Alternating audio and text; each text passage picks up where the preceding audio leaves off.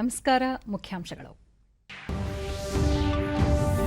Digital ಪಾವತಿ ವ್ಯವಸ್ಥೆಯಿಂದ ಸ್ವಚ್ಛ ಪಾರದರ್ಶಕ ಆರ್ಥಿಕತೆ, ಸರಾಸರಿ ವಹಿವಾಟು 6 ಲಕ್ಷ ಕೋಟಿ ರೂಪಾಯಿಗೂ ಅಧಿಕ, ಪ್ರಧಾನಿ ನರೇಂದ್ರ ಮೋದಿ. ಕೋವಿಡ್ ಸಂಕಷ್ಟದ ಸಂದರ್ಭದಲ್ಲಿ ಜನಸಾಮಾನ್ಯರಿಗೆ ತೊಂದರೆ ಸಲ್ಲ, ನಾಳಿನ ಭಾರತ್ ಬಂದ್ ಅನವಶ್ಯ, ಮುಖ್ಯಮಂತ್ರಿ ಬಸವರಾಜ ಬೊಮ್ಮಾಯಿ. ಸ್ಟಾರ್ಟ್ಅಪ್ ಇಂಡಿಯಾ ಅಡಿ ಹಲವು ಉದ್ದಿಮೆ ಆರಂಭ, ಬಂಡವಾಳ ಆಕರ್ಷಿಸಲು ವ್ಯವಸ್ಥಿತ ಕ್ರಮ, ಪ್ರಹ್ಲಾದ್ ಜೋಶಿ. ನಕ್ಸಲ್ ಬಾಧಿತ 10 ರಾಜ್ಯಗಳ ಮುಖ್ಯಮಂತ್ರಿಗಳೊಂದಿಗೆ ಕೇಂದ್ರ ಗೃಹ ಸಚಿವ ಅಮಿತ್ ಶಾ ಸಮಾಲೋಚನೆ, ನಿಗ್ರಹ ಕಾರ್ಯಯೋಜನೆ ಕುರಿತು ಚರ್ಚೆ. ವಾರ್ತೆಗಳ ವಿವರ. ಭಾರತದ ಮೂಲೆ ಮೂಲೆಯಲ್ಲೂ ವರ್ಷಕ್ಕೊಮ್ಮೆಯಾದರೂ ನದಿ ಉತ್ಸವ ಆಚರಿಸಬೇಕು, ಈ ಮೂಲಕ ನದಿಗಳನ್ನು ಸಂರಕ್ಷಿಸಬೇಕು ಎಂದು ಪ್ರಧಾನಿ ನರೇಂದ್ರ ಮೋದಿ ತಮ್ಮ ಮನದ ಮಾತು ಮನ್ ಕಿ ಬಾತ್ ಕಾರ್ಯಕ್ರಮದಲ್ಲಿ ದೇಶವಾಸಿಗಳಿಗೆ ಕರೆ ನೀಡಿದ್ದಾರೆ. ಈ ಕುರಿತು ಒಂದು ವರದಿ. ಪ್ರಧಾನಿ ನರೇಂದ್ರ ಮೋದಿ ಅವರ ಮಾಸಿಕ ಜನಪ್ರಿಯ ಮನದ ಮಾತು ರೇಡಿಯೋ ಕಾರ್ಯಕ್ರಮದಲ್ಲಿ ಇಂದು ವಿಶ್ವ ನದಿ ದಿನ ಎಂಬುದನ್ನು ಪ್ರಸ್ತಾಪಿಸಿ ಅದಕ್ಕೆ ಕಾರಣರಾದ ಎಲ್ಲರಿಗೂ ಅಭಿನಂದನೆ ಸಲ್ಲಿಸಿದರು. ಹಿಂದೆ ಮನೆಗಳಲ್ಲಿ ಸ್ನಾನ ಮಾಡುವಾಗ ಗಂಗೆ ಚ ಯಮುನೆ ಚೈವ ಎಂದು ಸಪ್ತ ನದಿಗಳ ಸ್ಮರಣೆ ಮಾಡುತ್ತಿದ್ದರು. ಇದರಿಂದ ತಾಯಿಯ ರೂಪದಲ್ಲಿ ಪೂಜಿಸುವ, ನೋಡುವ, ಬದುಕುವ ನದಿಗಳ ಬಗೆಗೆ ಒಂದು ಗೌರವ ಭಾವನೆ ಮೂಡುತ್ತಿತ್ತು. ಇದೊಂದು ಸಂಸ್ಕಾರ ನೀಡುವ ಪ್ರಕ್ರಿಯೆಯಾಗಿತ್ತು ಎಂದು ಹೇಳಿದರು. जिस नदी को मां के रूप में हम जानते हैं, देखते हैं, जीते हैं, उस नदी के प्रति एक आस्था का भाव पैदा होता था. एक संस्कार प्रक्रिया थी कि भाई आप नदी के इतने गीत गा रहे हो, नदी को मां कह रहे हो, तो ये नदी प्रदूषित क्यों हो जाती है?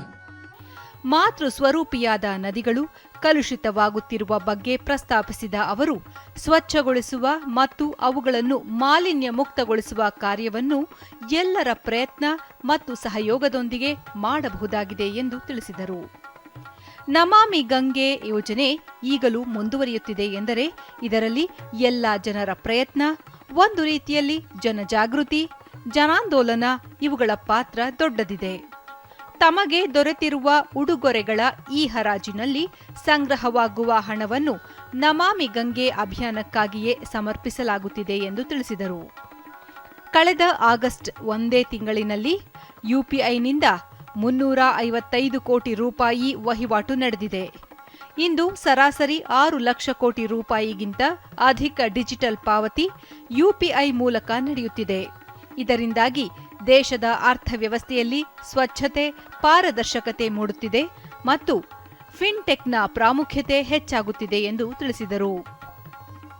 ಅಕ್ಟೋಬರ್ 2 ಗಾಂಧಿ ಜಯಂತಿಯಂದು ಖಾದಿ ಖರೀದಿಸಿ ಹೊಸ ದಾಖಲೆ ನಿರ್ಮಿಸೋಣ.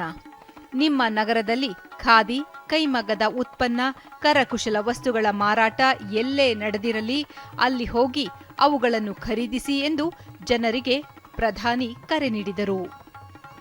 ಅಮೃತ ಮಹೋತ್ಸವದ ಸಂದರ್ಭದಲ್ಲಿ ದೇಶದಲ್ಲಿ ಸ್ವಾತಂತ್ರ್ಯದ ಇತಿಹಾಸದಲ್ಲಿ ಬೆಳಕಿಗೆ ಬಾರದ ಎಷ್ಟೋ ಕಥೆಗಳಿದ್ದು ಅದನ್ನು ಜನತೆಗೆ ತಲುಪಿಸುವ ಒಂದು ಅಭಿಯಾನ ಕೂಡ ನಡೆಯುತ್ತಿದ್ದು, ಈವರೆಗೆ ವಿವಿಧ ಭಾಷೆಗಳ 13,000ಕ್ಕೂ ಅಧಿಕ ಮಂದಿ ಇದರಲ್ಲಿ ನೋಂದಾಯಿಸಿಕೊಂಡಿದ್ದಾರೆ. -60 ಡಿಗ್ರಿ ಸೆಲ್ಸಿಯಸ್ವರೆಗೂ ತಾಪಮಾನ ಕುಸಿಯುವ ಸಿಯಾಚಿನ್ ದುರ್ಗಮ ಪ್ರದೇಶದಲ್ಲಿ ಕೆಲವೇ ದಿನಗಳ ಹಿಂದೆ 8 ದಿವ್ಯಾಂಗರ ತಂಡ 15,000 ಅಡಿಗಿಂತ ಹೆಚ್ಚು ಎತ್ತರದ ಕುಮಾರ್ ಪೋಸ್ಟ್ನಲ್ಲಿ ಧ್ವಜ ಹಾರಿಸುವ ಮೂಲಕ ವಿಶ್ವ ದಾಖಲೆ ಮಾಡಿದ್ದಾರೆ ಎಂಬುದನ್ನು ಉಲ್ಲೇಖಿಸಿದ ಪ್ರಧಾನಿ, ದಿವ್ಯಾಂಗರ ಈ ಸಾಧನೆ ಇಡೀ ದೇಶಕ್ಕೆ ಪ್ರೇರಣೆಯಾಗಿದೆ ಎಂದರು. ಸೆಪ್ಟೆಂಬರ್ 25 ದೇಶದ ಶ್ರೇಷ್ಠ ಪುತ್ರ ಪಂಡಿತ್ ದೀನ್ ದಯಾಳ್ ಉಪಾಧ್ಯಾಯ ಅವರ ಜಯಂತಿ ಆಚರಿಸಿದ್ದನ್ನು ಪ್ರಸ್ತಾಪಿಸಿದ ಪ್ರಧಾನಿ, ದೀನ್ ದಯಾಳ್ ಅವರು ಕಳೆದ ಶತಮಾನದ ಶ್ರೇಷ್ಠ ಚಿಂತಕರಲ್ಲಿ ಒಬ್ಬರಾಗಿದ್ದರು. ಅವರ ಅರ್ಥಶಾಸ್ತ್ರ ತತ್ವಗಳು, ಸಮಾಜವನ್ನು ಸಶಕ್ತಗೊಳಿಸುವ ಅವರ ನೀತಿಗಳು, ಅವರು ತೋರಿಸಿದ ಅಂತ್ಯೋದಯದ ಮಾರ್ಗ ಇಂದಿಗೂ ಪ್ರಸ್ತುತ ಎಂದರು. ಮುಂಬರುವ ದಿನಗಳು ಹಬ್ಬಗಳ ಸಮಯವಾಗಿದೆ. ಈ ಸಮಯದಲ್ಲಿ ಎಚ್ಚರ ತಪ್ಪದೆ ಕೊರೋನಾ ವಿರುದ್ಧ ಹೋರಾಟ ಮಾಡಬೇಕು ಎಂದರು. अपने आसपास जिसे वैक्सीन नहीं लगी है उसे भी वैक्सीन सेंटर तक ले जाना है. वैक्सीन लगने के बाद भी जरूरी प्रोटोकॉल का पालन करना है. मुझे उम्मीद है इस लड़ाई में एक बार फिर टीम इंडिया अपना परचम लहराएगी. हम अगली बार कुछ और विषयों पर मन की बात करेंगे। आप सभी को, हर देशवासी को त्योहारों की बहुत बहुत शुभकामनाएं। धन्यवाद। ಕೇಂದ್ರ ವಾರ್ತಾ ಮತ್ತು ಪ್ರಸಾರ ಸಚಿವ ಅನುರಾಗ್ ಸಿಂಗ್ ಠಾಕೂರ್ ಜಮ್ಮು ಮತ್ತು ಕಾಶ್ಮೀರದ ಸೋನ್ಬರ್ಗ್ನಲ್ಲಿಂದು ಸ್ಥಳೀಯರೊಂದಿಗೆ ಮನ್ ಕಿ ಬಾತ್ ಕಾರ್ಯಕ್ರಮವನ್ನು ದೂರದರ್ಶನದಲ್ಲಿ ವೀಕ್ಷಿಸಿದರು. और अपने अपने क्षेत्र में जल संरक्षण कार्यक्रम से जुड़ने की भी अपील की.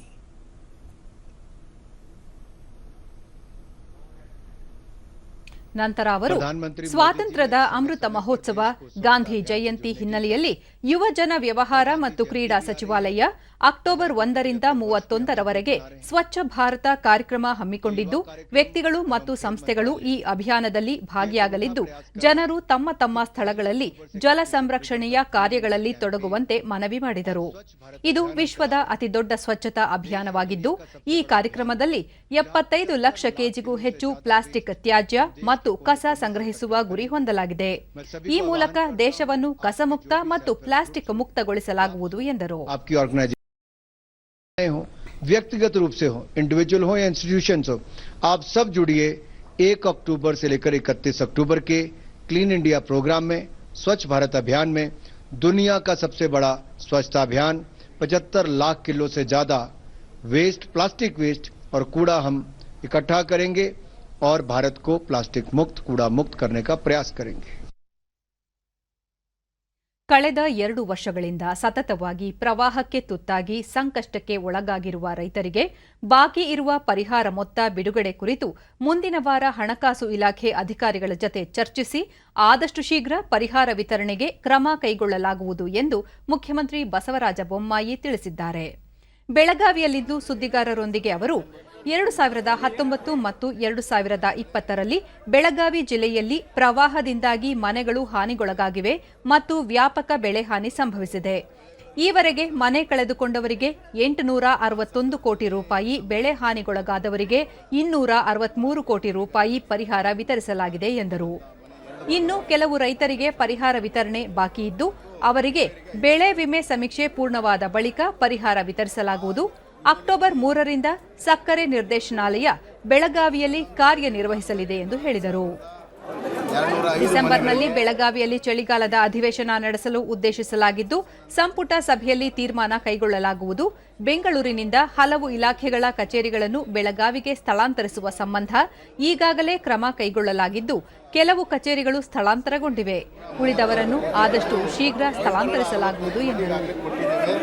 44,205 ಮನೆಗಳಿಗೆ ಈಗಾಗಲೇ ಕಾಂಪನ್ಸೇಷನ್ ಕೊಡೋದಕ್ಕೆ ಪ್ರಾರಂಭ ಮಾಡಿ ನಾವು ರೈತರಿಗೆ ಬಾಕಿ ಇರೋದನ್ನು ಕೊಡೋದಕ್ಕೆ ಸೂಚನೆ ಕೊಡ್ತೀವಿ. ಕೋವಿಡ್ನಿಂದ ಇದೀಗ ತಾನೇ ರಾಜ್ಯ ಚೇತರಿಸಿಕೊಳ್ಳುತ್ತಿರುವ ಸಂದರ್ಭದಲ್ಲಿ ಜನಸಾಮಾನ್ಯರಿಗೆ ತೊಂದರೆಯಾಗುವ ರೀತಿಯಲ್ಲಿ ಭಾರತ್ ಬಂದ್ ನಡೆಸುವುದು ಸೂಕ್ತವಲ್ಲ ಎಂದ ಅವರು ಆರ್ಥಿಕ ಚಟುವಟಿಕೆಗಳಿಗೆ ಅನುವು ಮಾಡಿಕೊಡಬೇಕು ಎಂದು ತಿಳಿಸಿದರು. ಕೋವಿಡ್ನಿಂದ ಈಗೆಲ್ಲ ಹೊರಗಡೆ ಬಂದಿದ್ದಾರೆ, ಆರ್ಥಿಕ ಚಟುವಟಿಕೆ ನಡೀತಾ ಇದೆ. ಇದೇ ವೇಳೆ ಪ್ರತಿಭಟನೆ ನಡೆಸುತ್ತಿದ್ದ ರೈತ ಮುಖಂಡರನ್ನು ಭೇಟಿ ಮಾಡಿ ಅವರ ಬೇಡಿಕೆಗಳನ್ನು ಈಡೇರಿಸುವ ಕುರಿತು ಸಕಾರಾತ್ಮಕವಾಗಿ ಸ್ಪಂದಿಸುವ ಭರವಸೆ ನೀಡಿದರು. ರೈತ ಸಂಘಟನೆಗಳು ಸಹಕಾರ ಮಾಡಬೇಕು.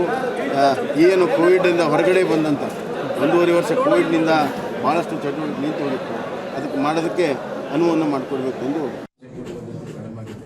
ಅದಕ್ಕೆ ಬೇರೆ ರೂಟ್ ಕೃಷಿ ಮತ್ತು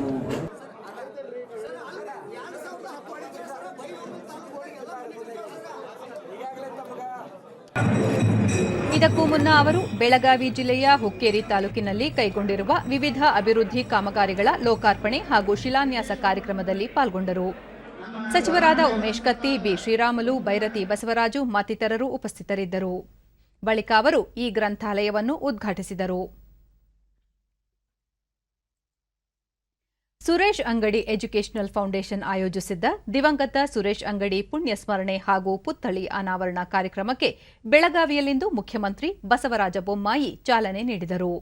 ಸಚಿವರಾದ ಗೋವಿಂದ ಕಾರಜೋಳ, ಉಮೇಶ್ ಕತ್ತಿ, ಶಂಕರ ಪಾಟೀಲ್ ಮುನೇನಕೊಪ್ಪ, ಸಂಸದೆ ಮಂಗಳಾ ಸುರೇಶ್ ಅಂಗಡಿ, ಬಿಜೆಪಿ ಮುಖಂಡರಾದ ಜಗದೀಶ್ ಶೆಟ್ಟರ್, ಲಕ್ಷ್ಮಣ ಸವದಿ, ಆನಂದ ಮಾಮನಿ ಮತ್ತಿತರರು ಭಾಗವಹಿಸಿದ್ದರು. ಬಳಿಕ ಬಸವರಾಜ ಬೊಮ್ಮಾಯಿ ಧಾರವಾಡ ಬೆಳಗಾವಿ ನೇರ ರೈಲು ಯೋಜನೆ ಅನುಷ್ಠಾನಕ್ಕೆ ರಾಜ್ಯ ಸರ್ಕಾರದಿಂದ ಅಗತ್ಯ ಸಹಕಾರ ನೀಡಲಾಗುವುದು. ಸುರೇಶ್ ಅಂಗಡಿ ಶಿಕ್ಷಣ, ಔದ್ಯೋಗಿಕ ಕ್ಷೇತ್ರದಲ್ಲಿ ಸಾಕಷ್ಟು ಸೇವಾ ಕಾರ್ಯಗಳನ್ನು ಕೈಗೊಂಡಿದ್ದರು. ರಾಜ್ಯದ ಹಲವು ರೈಲ್ವೆ ಯೋಜನೆಗಳ ಅನುಷ್ಠಾನದಲ್ಲಿ ಅವರ ಕೊಡುಗೆ ಅಪಾರ ಎಂದು ಸ್ಮರಿಸಿದರು. ಎಷ್ಟರ ಮಟ್ಟಿಗೆ ಅಂತಂದ್ರೆ ಹಲವಾರು ವರ್ಷದ ನೆನೆಗುದಿ ಬಿದ್ದಂತಹ ಯೋಜನೆಗಳನ್ನ ಬೆಂಗಳೂರಿಗೆ ರೈಲ್ವೆ ಬೋರ್ಡಿನ ಅಧ್ಯಕ್ಷರನ್ನು ಕರೆಸಿದರು. ಈ ಧಾರವಾಡ ಬೆಳಗಾವಿ ಯೋಜನೆಗೆ ನಮ್ಮ ರಾಜ್ಯ ಸರ್ಕಾರದಿಂದ ಎಲ್ಲ ಸಹಾಯ ಸಹಕಾರ ಮಾಡಿ ಆ ಯೋಜನೆಯನ್ನು ಕೂಡಲೇ ಪ್ರಾರಂಭ ಮಾಡೋದಕ್ಕೆ ಎಲ್ಲ ಕ್ರಮಗಳನ್ನು ನಾವು ತೆಗೆದುಕೊಳ್ತೇವೆ ಅನ್ನುವಂಥ ಮಾತನ್ನು ಹೇಳಕ್ಕೆ ಇಚ್ಛೆಪಡ್ತೇವೆ. ನನಗನ್ನಿಸ್ತದೆ ರೈಲ್ವೆ ಇಲಾಖೆಯ ಇತಿಹಾಸದಲ್ಲಿ ಕೇವಲ 15 ತಿಂಗಳು ಮಂತ್ರಿಯಾಗಿ ಇಷ್ಟು ದೊಡ್ಡ ಪ್ರಮಾಣದ ಕೆಲಸವನ್ನು ಮಾಡಿ ತನ್ನ ಹೆಸರನ್ನು ಬಿಟ್ಟು ಹೋಗಿರುವಂಥದ್ದು ಸನ್ಮಾನ್ಯ ಸುರೇಶ್ ಅಂಗಡಿಯವರು ಬಿಟ್ಟರೆ ಮತ್ತಾರೂ ಇಲ್ಲ ಅಂತ ನನ್ನ ಭಾವನೆ.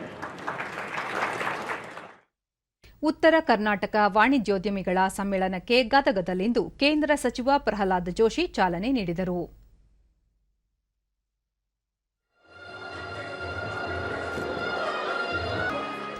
ಕೈಗಾರಿಕಾ ಸಚಿವ ಮುರುಗೇಶ್ ನಿರಾಣಿ ಮಾಹಿತಿ ಕೈಪಿಡಿ ಲೋಕಾರ್ಪಣೆ ಮಾಡಿದರು. ಈ ಸಂದರ್ಭದಲ್ಲಿ ಸಾಧಕ ಉದ್ಯಮಿಗಳನ್ನು ಸನ್ಮಾನಿಸಲಾಯಿತು. ಬಳಿಕ ಪ್ರಹ್ಲಾದ್ ಜೋಶಿ, ಸ್ಟಾರ್ಟ್ಅಪ್ ಇಂಡಿಯಾ ಅಡಿಯಲ್ಲಿ 50,000ಕ್ಕೂ ಅಧಿಕ ಉದ್ದಿಮೆಗಳು ಆರಂಭವಾಗಿದ್ದು ಕರ್ನಾಟಕ ಮುಂಚೂಣಿಯಲ್ಲಿದೆ. ಮೂಲಸೌಕರ್ಯ ಒದಗಿಸಲು ಅಗತ್ಯ ಬಂಡವಾಳ ಆಕರ್ಷಿಸಲು ವ್ಯವಸ್ಥಿತ ಯೋಜನೆಯನ್ನು ಕೇಂದ್ರ ಸರ್ಕಾರ ಹೊಂದಿದೆ ಎಂದರು. 2016-17ರಲ್ಲಿ ಸ್ಟಾರ್ಟ್ಅಪ್ ಯೋಜನೆ ಪ್ರಾರಂಭವಾದ ನಂತರ ಇಲ್ಲಿವರೆಗೆ 50,000 ಸ್ಟಾರ್ಟ್ಅಪ್ ಕಂಪನಿಗಳು ದೇಶದಲ್ಲಿ ಪ್ರಾರಂಭ ಆಗಿದ್ದಾವೆ. ಅದರಲ್ಲಿ ಕರ್ನಾಟಕ ನಂಬರ್ 1 ಇದೆ. ನಂಬರ್ 1 ಇನ್ ಕರ್ನಾಟಕ. 20 ಲಕ್ಷ ಕೋಟಿ ರೂಪಾಯಿದೊಳಗೆ 5,94,000 ಕೋಟಿ ರೂಪಾಯಿ ಸ್ಮಾಲ್ ಬಿಸಿನೆಸ್ ಫಂಡ್ಗಳಿಗೆ ಈ ದೇಶದೊಳಗೆ ಕ್ರೆಡಿಟ್ ಆಗಿದೆ. ಮುರುಗೇಶ್ ನಿರಾಣಿ, ಕೈಗಾರಿಕೋದ್ಯಮದ ಉತ್ತೇಜನಕ್ಕಾಗಿ ಮುಂದಿನ ವರ್ಷ ರಾಜ್ಯ ಸರ್ಕಾರದಿಂದ ಜಾಗತಿಕ ಹೂಡಿಕೆದಾರರ ಸಮ್ಮೇಳನ ಹಮ್ಮಿಕೊಳ್ಳಲು ಸಿದ್ಧತೆ ನಡೆಸಲಾಗಿದೆ ಎಂದು ಹೇಳಿದರು. ಮುಂದಕ್ಕೆ ಹಾಕಿ ಅತ್ಯಂತ ಯಶಸ್ವಿಯಾಗಿ ನಮ್ಮ ದೇಶದಲ್ಲಿ ಅಥವಾ ನಮ್ಮ ರಾಜ್ಯದಲ್ಲಿ ಯಾವುದೇ ರೀತಿಯಿಂದ ಆಗದಂತ ಒಂದು ಜಾಗತಿಕ ಬಂಡವಾಳ ಹೂಡಿಕೆದಾರರ ಸಮಾವೇಶನ ಮಾಡ್ತೇವೆ. ಒಂದು ದೊಡ್ಡ ಕೈಗಾರಿಕೆಯನ್ನ ನಾವು ಗದಗ ಜಿಲ್ಲೆಗೆ ಕೊಡ್ತೇವೆ ಅಂತ ಮಾತನಾಡಿದ್ದಾರೆ. ಜಿಲ್ಲಾ ಉಸ್ತುವಾರಿ ಸಚಿವ ಸಿಸಿ ಪಾಟೀಲ್, ಕೈಗಾರಿಕಾ ಕಾರಿಡಾರ್ಗಳ ಮೂಲಕ ಉದ್ಯಮ ಬೆಳವಣಿಗೆಗೆ ಅಗತ್ಯ ಯೋಜನೆ ರೂಪಿಸಿರುವುದು ಉತ್ತೇಜನಕಾರಿಯಾಗಿದೆ ಎಂದು ತಿಳಿಸಿದರು. ವರ್ಷಕ್ಕೆ 100,000 ಕೋಟಿಯಂತೆ 3 ವರ್ಷ 9,000 ಕೋಟಿ ರೂಪಾಯಿವರೆಗೆ ಬಜೆಟ್ನಲ್ಲಿ ಅದಕ್ಕೆ ಒಂದು ಅನುಮೋದನೆಯನ್ನು ಕೊಡಿಸಿದ್ದೇನೆ. ಈ ಪ್ರಸ್ತುತ ಇವರು ಹೇಳಿದ್ದೆ, ಪ್ರೊಫೆಸರ್ ಬಗ್ಗೆ ಹೇಳಿದ್ದೆ, ಬಟ್ ಅಲ್ಲದೆ ನಾನು ಸ್ಮಾಲ್ ಸ್ಕೇಲ್ ಇಂಡಸ್ಟ್ರಿ ನಾನು ಸೂಚನೆಯನ್ನು ಕೊಡ್ತೇನೆ. ಹಾಸನ ಜಿಲ್ಲಾ ಒಕ್ಕಲಿಗ ಸಂಘದ ಸಮುದಾಯ ಭವನ ನಿರ್ಮಾಣಕ್ಕೆ ಆದಿಚುಂಚನಗಿರಿ ಮಠದ ನಿರ್ಮಲಾನಂದ ಸ್ವಾಮೀಜಿ ಇಂದು ಶಿಲಾನ್ಯಾಸ ನೆರವೇರಿಸಿದರು. ಸಚಿವರಾದ ಆರ್ ಅಶೋಕ, ಕೆ ಗೋಪಾಲಯ್ಯ ಮತ್ತಿತರರು ಉಪಸ್ಥಿತರಿದ್ದರು. ಬಳಿಕ ಆರ್ ಅಶೋಕ, ರಾಜ್ಯ ಸರ್ಕಾರ ನೂತನವಾಗಿ ಸ್ಥಾಪಿಸಿರುವ ಒಕ್ಕಲಿಗ ಪ್ರಾಧಿಕಾರಕ್ಕೆ 500 ಕೋಟಿ ರೂಪಾಯಿ ಅನುದಾನ ನೀಡಲಾಗಿದ್ದು ಇದನ್ನು ಸದುಪಯೋಗ ಪಡಿಸಿಕೊಳ್ಳಲಾಗುವುದು. ರಚನಾತ್ಮಕ ಕಾರ್ಯಯೋಜನೆ ಮೂಲಕ ಪ್ರಗತಿಗೆ ಆದ್ಯತೆ ನೀಡಲಾಗುವುದು ಎಂದರು. ಬಂದಿರೋರು ಅಂತ ಹೇಳಕ್ಕೆ ನಾವೆಲ್ಲ ಹೆಮ್ಮೆಯಿಂದ ನಾವು ಒಕ್ಕಲಿಗರು ಅಂತ ಹೇಳಿ ಬಂದಿದ್ದೀವಿ. ಯಾವುದು ಇದಕ್ಕೆ ಆದಂತ ಒಂದು ಪರಂಪರೆ, ಇತಿಹಾಸ. ನಮ್ಮ ಮಠ ಕೂಡ ಮೊದಲ ಬಾರಿಗೆ ಒಕ್ಕಲಿಗರ ಪ್ರಾಧಿಕಾರ ಮಾಡಿ ಅದಕ್ಕೆ ಅಧ್ಯಕ್ಷರಾಗಿ ನಮ್ಮ ಕೃಷ್ಣಪ್ಪನವ್ರನ್ನ ಘೋಷಣೆ ಮಾಡಿದ್ದೀರಿ. ಬಜೆಟ್ ಅಲ್ಲಿ ಅದಕ್ಕೆ ಒಂದು 500 ಕೋಟಿ ರೂಪಾಯಿ ಹಣನೂ ಕೂಡ ಮೀಸಲಿಟ್ಟಿದೆ. ಪ್ರಧಾನಿ ನರೇಂದ್ರ ಮೋದಿ ಅವರ ವಿದೇಶ ಪ್ರವಾಸದ ವೇಳೆ 157 ಕಲಾಕೃತಿಗಳು ಮತ್ತು ಪುರಾತನ ವಸ್ತುಗಳನ್ನು ಅಮೆರಿಕ ಭಾರತಕ್ಕೆ ನೀಡಿದ್ದು ಅಮೂಲ್ಯ ಕಲಾಕೃತಿಗಳನ್ನು ಹಿಂತಿರುಗಿಸಿದ್ದಕ್ಕಾಗಿ ಪ್ರಧಾನಿ ಧನ್ಯವಾದ ಅರ್ಪಿಸಿದ್ದಾರೆ. ಈ ಕಲಾಕೃತಿಗಳನ್ನು ಭಾರತದಿಂದ ಕಳುವು ಮಾಡಿ ಅಮೆರಿಕಕ್ಕೆ ಸಾಗಿಸಲಾಗಿತ್ತು. ಈ ವೇಳೆ ಪ್ರಧಾನಿ ನರೇಂದ್ರ ಮೋದಿ ಮತ್ತು ಅಮೆರಿಕ ಅಧ್ಯಕ್ಷ ಜೋ ಬೈಡನ್ ಅವರು ಸಾಂಸ್ಕೃತಿಕ ವಸ್ತುಗಳ ಕಳವು, ಕಳ್ಳ ಸಾಕಾಣಿಕೆ ಮತ್ತು ಅದರ ಮಾರಾಟ ನಿಗ್ರಹಿಸುವ ತಮ್ಮ ಪ್ರಯತ್ನಗಳನ್ನು ಬಲಪಡಿಸುವ ಭರವಸೆ ವ್ಯಕ್ತಪಡಿಸಿದರು. ಈ 157 ಕಲಾಕೃತಿಗಳ ಪೈಕಿ 10ನೇ ಶತಮಾನದ 1.5 ಮೀಟರ್ ಎತ್ತರದ ಕಲ್ಲಿನ ವಿಗ್ರಹದಿಂದ ಹಿಡಿದು 8.5 ಸೆಂಟಿಮೀಟರ್ ಉದ್ದದ ಕಂಚಿನ ವಿಗ್ರಹಗಳು ಸೇರಿವೆ. ಕೇಂದ್ರ ಗೃಹ ಸಚಿವ ಅಮಿತ್ ಶಾ ಅವರಿಂದು ನಕ್ಸಲ್ ಬಾಧಿತ 10 ರಾಜ್ಯಗಳ ಮುಖ್ಯಮಂತ್ರಿಗಳೊಂದಿಗೆ ಉನ್ನತ ಮಟ್ಟದ ಸಭೆ ನಡೆಸಿದರು. ದೆಹಲಿಯ ವಿಜ್ಞಾನ ಭವನದಲ್ಲಿ ನಡೆದ ಸಭೆಯಲ್ಲಿ ಗಡಿಭಾಗದಲ್ಲಿನ ನಕ್ಸಲ್ ಪರಿಸ್ಥಿತಿಯ ಬಗ್ಗೆ ಮುಖ್ಯಮಂತ್ರಿಗಳೊಂದಿಗೆ ಸವಿಸ್ತಾರವಾಗಿ ಚರ್ಚಿಸಿದರು. ನಕ್ಸಲರ ನಿಗ್ರಹಕ್ಕೆ ಆಯಾ ರಾಜ್ಯಗಳು ಕೈಗೊಂಡಿರುವ ಕ್ರಮಗಳ ಬಗ್ಗೆಯೂ ಅವರು ಮಾಹಿತಿ ಪಡೆದರು. ದೇಶದ ಪ್ರತಿಯೊಂದು ಜಿಲ್ಲೆಯಲ್ಲಿನ ಬ್ಯಾಂಕ್ ಶಾಖೆಗಳ ಸ್ಥಳದ ಡಿಜಿಟಲ್ ನಕ್ಷೆ ಮಾಡುವಂತೆ ಭಾರತೀಯ ಬ್ಯಾಂಕ್ಗಳ ಸಂಘ ಐಬಿಎಗೆ ಹಣಕಾಸು ಸಚಿವೆ ನಿರ್ಮಲಾ ಸೀತಾರಾಮನ್ ಸೂಚಿಸಿದ್ದಾರೆ. ಮುಂಬೈನಲ್ಲಿ ಭಾರತೀಯ ಬ್ಯಾಂಕ್ ಸಂಘದ 74ನೇ ವಾರ್ಷಿಕ ಸಾಮಾನ್ಯ ಸಭೆಯನ್ನುದ್ದೇಶಿಸಿ ಅವರು ಎಲ್ಲೆಲ್ಲಿ ಬ್ಯಾಂಕ್ಗಳ ಭೌತಿಕ ಅಗತ್ಯವಿದೆ ಮತ್ತು ಯಾವ ಭಾಗದಲ್ಲಿ ಭೌತಿಕ ಶಾಖೆ ಇಲ್ಲದೆಯೂ ಬ್ಯಾಂಕಿಂಗ್ ಸೇವೆ ನಿರ್ವಹಿಸಲು ಸಾಧ್ಯ ಎಂಬುದನ್ನು ನಿರ್ಧರಿಸುವಂತೆ ತಿಳಿಸಿದ್ದಾರೆ. ತರ್ಕಬದ್ಧವಾದ ವಿಧಾನ ಮತ್ತು ಡಿಜಿಟಲ್ ತಂತ್ರಜ್ಞಾನಗಳ ಸೂಕ್ತ ಬಳಕೆಯ ಮೂಲಕ ನಾವು ಪ್ರತಿ ಜಿಲ್ಲೆಯಲ್ಲಿ ಬ್ಯಾಂಕಿಂಗ್ ವ್ಯವಸ್ಥೆ ಸುಧಾರಿಸಬೇಕಾಗಿದೆ ಎಂದ ಅವರು ಬ್ಯಾಂಕ್ಗಳ ವಿಲೀನದಿಂದ ಗ್ರಾಹಕರಿಗೆ ಅನಾನುಕೂಲವಾಗದಂತೆ ನೋಡಿಕೊಂಡಿದ್ದಕ್ಕಾಗಿ ಬ್ಯಾಂಕರುಗಳನ್ನು ಶ್ಲಾಘಿಸಿದರು. You will understand the large gaps which exist with absolutely no presence. The IBA, looking at this mapping by of branches, should among you all decide where would you actually need to be physically present and where you still be able to do a good extensions of service without being physically mapped, but that should be your exercise. ಪ್ರಧಾನಿ ನರೇಂದ್ರ ಮೋದಿ ಅವರು ಐತಿಹಾಸಿಕ ಉಪಕ್ರಮದಲ್ಲಿ ನಾಳೆ ಬೆಳಗ್ಗೆ 11 ಗಂಟೆಗೆ ಪ್ರಧಾನಮಂತ್ರಿ digital ಆರೋಗ್ಯ ಅಭಿಯಾನ ಪಿಎಂಡಿಎಚ್ಎಂಗೆ video conferencing ಮೂಲಕ ಚಾಲನೆ ನೀಡಲಿದ್ದಾರೆ.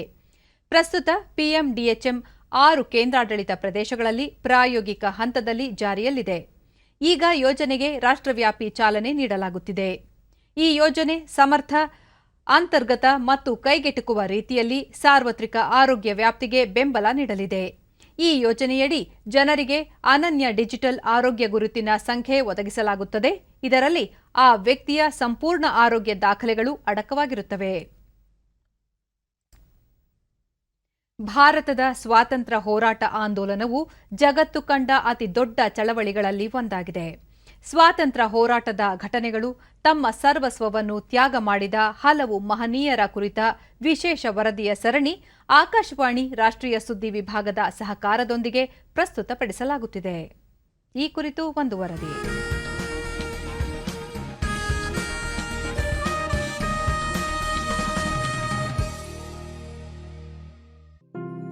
19ನೇ ಶತಮಾನದ ಭಾರತದ ಪುನರುತ್ಥಾನ ಮಾಡಿದವರಲ್ಲಿ ಶ್ರೇಷ್ಠ ವ್ಯಕ್ತಿಗಳಲ್ಲಿ ಒಬ್ಬರಾದ ಈಶ್ವರಚಂದ್ರ ವಿದ್ಯಾಸಾಗರ್ 1820 ಸೆಪ್ಟೆಂಬರ್ 26ರಂದು ಜನಿಸಿದರು. ಈಶ್ವರಚಂದ್ರ ಸಮಾಜಕ್ಕಾಗಿ ನೀಡಿದ ಕೊಡುಗೆಗಳಿಂದಾಗಿ ಚಾರಿತ್ರಿಕ ಪುಟಗಳಲ್ಲಿ ಅವರ ಹೆಸರು ಅಜರಾಮರವಾಗಿದೆ.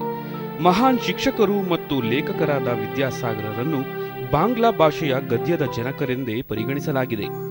ಬಾಂಗ್ಲಾ ವರ್ಣಮಾಲೆಯನ್ನು ಚಿತ್ರಪೂರ್ಣವಾಗಿಯೂ ಸರಳವಾಗಿಯೂ ಆಧುನಿಕವಾಗಿಯೂ ಬಿಂಬಿಸುವುದರಲ್ಲಿ ಇವರ ಕೊಡುಗೆ ಅನನ್ಯ. ಈಶ್ವರಚಂದ್ರರ ಜನ್ಮವು ಬೀರಸಿಂಹ ಎಂಬ ಗ್ರಾಮದಲ್ಲಾಯಿತು. ಅದು ಇಂದಿನ ಪಶ್ಚಿಮ ಬಂಗಾಳದ ಮೇದಿನಿಪುರ ಜಿಲ್ಲೆಯಲ್ಲಿದೆ. ಬೀದಿ ದೀಪದ ಬೆಳಕಿನಲ್ಲಿ ಓದಿದ ಅವರು 1839ರಲ್ಲಿ ಕಾನೂನು ಅಧ್ಯಯನವನ್ನು ಸಂಸ್ಕೃತ ಭಾಷೆಯಲ್ಲಿ ಪೂರ್ಣಗೊಳಿಸಿದರು ಮತ್ತು ಕೋಲ್ಕತ್ತಾದ ಪೋರ್ಟ್ ವಿಲಿಯಮ್ಸ್ ಕಾಲೇಜಿನಲ್ಲಿ ಸಂಸ್ಕೃತ ವಿಭಾಗಾಧ್ಯಕ್ಷರಾದರು. ತದನಂತರ ಪ್ರಾಂಶುಪಾಲರಾಗಿ ದೀರ್ಘಕಾಲ ಸೇವೆ ಸಲ್ಲಿಸಿದ ಅವರು ಸಂಸ್ಕೃತ ಮತ್ತು ದರ್ಶನಶಾಸ್ತ್ರದ ವಿದ್ಯಾರ್ಥಿಗಳಿಗೆ ಉತ್ಕೃಷ್ಟ ಬೋಧನೆ ನೀಡಿದರು. ಇದಕ್ಕಾಗಿ ಅವರಿಗೆ ವಿದ್ಯಾಸಾಗರ ಎಂಬ ಬಿರುದನ್ನು ನೀಡಿ ಸನ್ಮಾನಿಸಲಾಯಿತು. ವಿದ್ಯಾಸಾಗರರು ಮಹಿಳೆಯರಿಗಾಗಿ, ಅದರಲ್ಲೂ ವಿಶೇಷವಾಗಿ ಬಂಗಾಳದ ವಿಧವೆಯರ ಉನ್ನತಿಗಾಗಿ ಹಾಗೂ ಬಾಲ ವಿಧವೆಯರ ಏಳಿಗೆಗಾಗಿ ಹೋರಾಡಿದರು. ಬಹುಪತ್ನಿತ್ವವನ್ನು ವಿರೋಧಿಸಿ ಹೋರಾಟ ನಡೆಸಿದರು. ಅವರು ಮಹಿಳೆಯರ ಶಿಕ್ಷಣ ಮತ್ತು ಅಧಿಕಾರಕ್ಕಾಗಿ ಕ್ರಾಂತಿಕಾರಿ ಆಂದೋಲನವನ್ನು ನಡೆಸಿದರು. ಈಶ್ವರಚಂದ್ರ ವಿದ್ಯಾಸಾಗರರ ಪ್ರಯತ್ನದಿಂದಾಗಿ 1856ರಲ್ಲಿ ವಿಧವಾ ಮರುವಿವಾಹ ಕಾನೂನು ಜಾರಿಗೆ ಬಂದಿತು. 1855ರಲ್ಲಿ ಈಶ್ವರಚಂದ್ರರನ್ನು ಶಾಲೆಗಳ ವಿಶೇಷ ನಿರೀಕ್ಷಣಾಧಿಕಾರಿಯನ್ನಾಗಿ ನೇಮಕ ಮಾಡಿಕೊಳ್ಳಲಾಯಿತು. ವಿದ್ಯಾಸಾಗರರು ವಿದ್ಯಾಜ್ಯೋತಿಯನ್ನು ಎಲ್ಲೆಲ್ಲಿಯೂ ಪಸರಿಸುವ ಸಲುವಾಗಿ ಕೇವಲ 2 ತಿಂಗಳ ಸಮಯದಲ್ಲಿ ಬಂಗಾಳದಲ್ಲಿ 20 ಶಾಲೆಗಳನ್ನು ತೆರೆದರು. ಇದೇ ಸಂದರ್ಭದಲ್ಲಿ 30 ಶಾಲೆಗಳನ್ನು ಹೆಣ್ಣು ಮಕ್ಕಳ ಶಿಕ್ಷಣಕ್ಕಾಗಿಯೇ ಆರಂಭಿಸಿದರು. ಬಳಿಕ ಅವರು 1873ರಲ್ಲಿ ಈಗಿನ ಜಾರ್ಖಂಡ್ನ ಜಾಮ್ತಾರ ಜಿಲ್ಲೆಯಲ್ಲಿರುವ ಕರ್ಮತಾರ ಎಂಬ ಬಸದಿಯಲ್ಲಿ 18 ವರ್ಷಗಳಿಗೂ ಹೆಚ್ಚು ಕಾಲ ಉಳಿದುಕೊಂಡು ತಮ್ಮ ಮನೆಯನ್ನು ಹೆಣ್ಣು ಮಕ್ಕಳ ಶಾಲೆಗಾಗಿ ಮತ್ತು ಪ್ರೌಢಶಿಕ್ಷಣದ ಸಲುವಾಗಿ ರಾತ್ರಿ ಶಾಲೆಗಳಿಗಾಗಿ ತೆರವು ಮಾಡಿಕೊಟ್ಟರು. ನಂದನಕಾನನ ಎಂಬ ಹೆಸರಿನ ಆ ಮನೆಯಲ್ಲಿ ಜನರಿಗಾಗಿ ನಿಶುಲ್ಕ ಹೋಮಿಯೋಪತಿ ಕ್ಲಿನಿಕ್ ಅನ್ನು ಸಹ ತೆರೆದರು. 1974ರಲ್ಲಿ ಆ ಮನೆಯನ್ನು ಖರೀದಿಸಿ ಬಿಹಾರಿ ಬಂಗಾಳಿ ಅಸೋಸಿಯೇಷನ್ ಅದರ ಹೆಸರನ್ನು ವಿದ್ಯಾಸಾಗರ ಶಾಲೆ ಎಂದು ಮರುನಾಮಕರಣ ಮಾಡಿತು. ಅಲ್ಲಿ ಇಂದಿಗೂ ಹೋಮಿಯೋಪತಿ ಕ್ಲಿನಿಕ್ ನಡೆಸಲಾಗುತ್ತಿದೆ. ಜಾರ್ಖಂಡ್ ಸರ್ಕಾರವು ಮಹಾನ್ ಸಮಾಜ ಸುಧಾರಕರ ಜಯಂತಿ ಆಚರಣೆಯ ಸಂದರ್ಭದಲ್ಲಿ 26 ಸೆಪ್ಟೆಂಬರ್ 2019ರಂದು ಕರ್ಮತಾರ ಬ್ಲಾಕ್ ಅನ್ನು ಈಶ್ವರ್ ಚಂದ್ರ ವಿದ್ಯಾಸಾಗರ್ ಬ್ಲಾಕ್ ಎಂದು ಮರುನಾಮಕರಣ ಮಾಡಿತು. ಭಾರತೀಯ ಅಂಚೆ ವಿಭಾಗ 1970 ಮತ್ತು 1998ರಲ್ಲಿ 2 ಬಾರಿ ಅವರ ಭಾವಚಿತ್ರದೊಂದಿಗೆ ಅಂಚೆ ಚೀಟಿಯನ್ನು ಬಿಡುಗಡೆ ಮಾಡಿದೆ.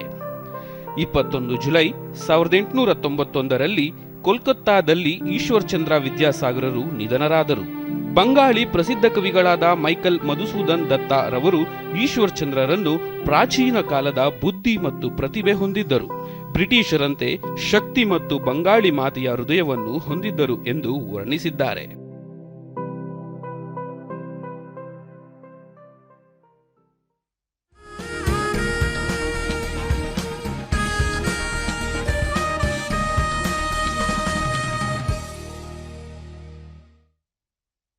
ವಾಯುವ್ಯ ಮತ್ತು ಮಧ್ಯ ಬಂಗಾಳ ಕೊಲ್ಲಿಯಲ್ಲಿ ಉಂಟಾಗಿರುವ ಗುಲಾಬ್ ಚಂಡಮಾರುತ ಉತ್ತರ ಆಂಧ್ರಪ್ರದೇಶ ಮತ್ತು ದಕ್ಷಿಣ ಒಡಿಶಾ ಕರಾವಳಿಯ ನಡುವೆ ಕಳಿಂಗ ಪಟ್ಟಣದ ಬಳಿ ಭೂಮಿಗೆ ಅಪ್ಪಳಿಸುವ ನಿರೀಕ್ಷೆ ಇದ್ದು ಭೂಕುಸಿತ, ಬಿರುಗಾಳಿ ಪ್ರಕರಣಗಳು ವರದಿಯಾಗಿವೆ.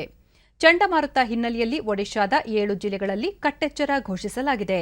ಚಂಡಮಾರುತದ ಕಾರಣದಿಂದಾಗಿ ಒಡಿಶಾ, ಆಂಧ್ರಪ್ರದೇಶ ಸುತ್ತಮುತ್ತ ಮಳೆಯಾಗಲಿದ್ದು ಒಡಿಶಾದಲ್ಲಿ ಭೂಕುಸಿತವು ಉಂಟಾಗಬಹುದು ಎಂದು ಹವಾಮಾನ ಇಲಾಖೆ ಮುನ್ನೆಚ್ಚರಿಕೆ ನೀಡಿದೆ. ಪರಿಸ್ಥಿತಿಯನ್ನು ಎದುರಿಸಲು ಒಡಿಶಾ ವಿಪತ್ತು ನಿರ್ವಹಣಾ ತಂಡ ಹಾಗೂ ರಾಷ್ಟ್ರೀಯ ವಿಪತ್ತು ಸ್ಪಂದನಾ ಪಡೆಗಳನ್ನು ಸನ್ನದ್ಧಗೊಳಿಸಲಾಗಿದೆ. ಈ ಮಧ್ಯೆ ಭಾರತೀಯ ನೌಕಾಪಡೆ ಚಂಡಮಾರುತದ ಚಲನವಲನವನ್ನು ಅವಲೋಕಿಸುತ್ತಿದ್ದು ಎದುರಾಗಬಹುದಾದ ಪರಿಮಾಣಗಳನ್ನು ನಿಭಾಯಿಸಲು ಪೂರ್ವ ನೌಕಾ ಕಮಾಂಡ್ ಮತ್ತು ಒಡಿಶಾ ವಲಯದ ನೌಕಾ ಉಸ್ತುವಾರಿ ಅಧಿಕಾರಿಗಳು ಇಂದು ರಾಜ್ಯ ಪ್ರಾಧಿಕಾರಗಳೊಂದಿಗೆ ಸಿದ್ಧತೆಯ ಚಟುವಟಿಕೆಗಳನ್ನು ಕೈಗೊಂಡರು. ತೀವ್ರ ಬಾಧಿತ ಪ್ರದೇಶಗಳಿಗೆ ತಕ್ಷಣದ ನೆರವು ನೀಡಲು ಮಾನವೀಯ ನೆರವು ಮತ್ತು ವಿಪತ್ತು ಪರಿಹಾರ ಸಾಮಗ್ರಿಗಳು ಹಾಗೂ ವೈದ್ಯಕೀಯ ತಂಡಗಳೊಂದಿಗೆ 2 ನೌಕಾ ಹಡಗುಗಳು ಸಮುದ್ರದಲ್ಲಿ ಸನ್ನದ್ಧವಾಗಿವೆ. ಐಎನ್ಎಸ್ ಡೇಗಾ ವಿಶಾಖಪಟ್ಟಣಂನಲ್ಲಿ ಮತ್ತು ಐಎನ್ಎಸ್ ರಾಜಾಲಿ ಚೆನ್ನೈ ಬಳಿ ಬೀಡುಬಿಟ್ಟಿವೆ. ಈ ಮಧ್ಯೆ ಪ್ರಧಾನಿ ನರೇಂದ್ರ ಮೋದಿ ಅವರು ಆಂಧ್ರಪ್ರದೇಶದ ಮುಖ್ಯಮಂತ್ರಿ ವೈಎಸ್ ಜಗನ್ಮೋಹನ್ ರೆಡ್ಡಿ ಅವರೊಂದಿಗೆ ಗುಲಾಬ್ ಚಂಡಮಾರುತದ ಪರಿಸ್ಥಿತಿಯ ಬಗ್ಗೆ ಮಾಹಿತಿ ಪಡೆದರು. ಕೇಂದ್ರದಿಂದ ಎಲ್ಲ ಅಗತ್ಯ ನೆರವಿನ ಭರವಸೆ ನೀಡಿದರು. ಇನ್ನು ಹವಾಮಾನ. ರಾಜ್ಯದ ಕರಾವಳಿಯಲ್ಲಿ ನೈಋತ್ಯ ಮುಂಗಾರು ದುರ್ಬಲ, ಒಳನಾಡಿನ ಕೆಲವು ಕಡೆ ಮತ್ತು ಕರಾವಳಿಯ 1-2 ಕಡೆಗಳಲ್ಲಿ ಮಳೆಯಾಗಿದೆ. ಕಲಬುರಗಿ ಜಿಲ್ಲೆಯ ಕೊಡ್ಲಾ, ಕೆಜಿಎಫ್ನಲ್ಲಿ ಅತಿ ಹೆಚ್ಚು 7 ಸೆಂಟಿಮೀಟರ್ ಮಳೆಯಾಗಿದೆ. ಉಳಿದಂತೆ ಕಲಬುರಗಿ, ಗಾಣಗಾಪುರ 4, ಬೀದರ್, ಹಳಬರ್ಗ, ಹಲಸೂರು, ಜೀವರ್ಗಿ, ಅಫ್ಜಲ್ಪುರ, ಇಂಡಿ, ಕೆಂಬಾವಿ, ಸೈದಾಪುರ, ಕೋಲಾರ, ಕುಣಿಗಲ್, ಬೆಂಗಳೂರು ಎಚ್ಎಎಲ್ 3 ಸೆಂಟಿಮೀಟರ್, ಮುದ್ಗಲ್, ಮದ್ದೂರು, ಸಂತೆಬೆನ್ನೂರು, ಭಾಗಮಂಡಲ, ಬೆಂಗಳೂರು ಜಿಕೆವಿಕೆಯಲ್ಲಿ ತಲಾ 2 ಸೆಂಟಿಮೀಟರ್ ಮಳೆಯಾಗಿದೆ. ಮುನ್ಸೂಚನೆಯಂತೆ ಮುಂದಿನ 24 ಗಂಟೆಗಳಲ್ಲಿ ಕರಾವಳಿ ಹಾಗೂ ಉತ್ತರ ಒಳನಾಡಿನ ಹಲವು ಕಡೆಗಳಲ್ಲಿ ಮತ್ತು ದಕ್ಷಿಣ ಒಳನಾಡಿನ ಕೆಲವು ಕಡೆಗಳಲ್ಲಿ ಮಳೆ ಅಥವಾ ಗುಡುಗು ಸಹಿತ ಮಳೆ ಸಾಧ್ಯತೆ. ಬೆಂಗಳೂರು ಸುತ್ತಮುತ್ತ ಸಾಮಾನ್ಯವಾಗಿ ಮೋಡ ಕವಿದ ವಾತಾವರಣ, 1-2 ಸಲ ಮಳೆ ಅಥವಾ ಗುಡುಗು ಸಹಿತ ಮಳೆ ಸಾಧ್ಯತೆ. ಗರಿಷ್ಠ 28, ಕನಿಷ್ಠ 20 ಡಿಗ್ರಿ ಸೆಲ್ಸಿಯಸ್ ತಾಪಮಾನ ದಾಖಲಾಗುವ ನಿರೀಕ್ಷೆ. ಕೊನೆಯಲ್ಲಿ ಮತ್ತೊಮ್ಮೆ ಮುಖ್ಯಾಂಶಗಳು. ಡಿಜಿಟಲ್ ಪಾವತಿ ವ್ಯವಸ್ಥೆಯಿಂದ ಸ್ವಚ್ಛ, ಪಾರದರ್ಶಕ ಆರ್ಥಿಕತೆ, ಸರಾಸರಿ ವಹಿವಾಟು 6 ಲಕ್ಷ ಕೋಟಿ ರೂಪಾಯಿಗೂ ಅಧಿಕ, ಪ್ರಧಾನಿ ನರೇಂದ್ರ ಮೋದಿ. ಕೋವಿಡ್ ಸಂಕಷ್ಟದ ಸಂದರ್ಭದಲ್ಲಿ ಜನಸಾಮಾನ್ಯರಿಗೆ ತೊಂದರೆ ಸಲ್ಲ, ನಾಳಿನ ಭಾರತ್ ಬಂದ್ ಅನವಶ್ಯ, ಮುಖ್ಯಮಂತ್ರಿ ಬಸವರಾಜ ಬೊಮ್ಮಾಯಿ. ಸ್ಟಾರ್ಟ್ಅಪ್ ಇಂಡಿಯಾ ಅಡಿ ಹಲವು ಉದ್ದಿಮೆ ಆರಂಭ, ಬಂಡವಾಳ ಆಕರ್ಷಿಸಲು ವ್ಯವಸ್ಥಿತ ಕ್ರಮ, ಪ್ರಹ್ಲಾದ್ ಜೋಶಿ. ನಕ್ಸಲ್ ಬಾಧಿತ 10 ರಾಜ್ಯಗಳ ಮುಖ್ಯಮಂತ್ರಿಗಳೊಂದಿಗೆ ಕೇಂದ್ರ ಗೃಹ ಸಚಿವ ಅಮಿತ್ ಶಾ ಸಮಾಲೋಚನೆ, ನಿಗ್ರಹ ಕಾರ್ಯಯೋಜನೆ ಕುರಿತು ಚರ್ಚೆ. ನಮ್ಮ ವಾರ್ತಾ ಪ್ರಸಾರವನ್ನು ನೀವು ಡಿಡಿ ಚಂದನ ನ್ಯೂಸ್ ಯೂಟ್ಯೂಬ್ ಚಾನೆಲ್ನಲ್ಲೂ ವೀಕ್ಷಿಸಬಹುದು. ವೀಕ್ಷಕರೇ, ವ್ಯಕ್ತಿಗತ ಅಂತರ ಕಾಪಾಡಿಕೊಳ್ಳುವುದರೊಂದಿಗೆ ನೀವು ಸುರಕ್ಷಿತವಾಗಿರಿ, ನಿಮ್ಮವರನ್ನು ಸುರಕ್ಷಿತವಾಗಿರಿಸಿ. ನೈರ್ಮಲ್ಯಕ್ಕೆ ಆದ್ಯತೆ ನೀಡುವುದರ ಜೊತೆಗೆ ಕೋವಿಡ್-19 ಮಾರ್ಗಸೂಚಿಗಳನ್ನು ತಪ್ಪದೇ ಪಾಲಿಸಿ. ನಮ್ಮ ಮುಂದಿನ ವಾರ್ತಾ ಪ್ರಸಾರ ರಾತ್ರಿ 9 ಗಂಟೆಗೆ. ನಮಸ್ಕಾರ.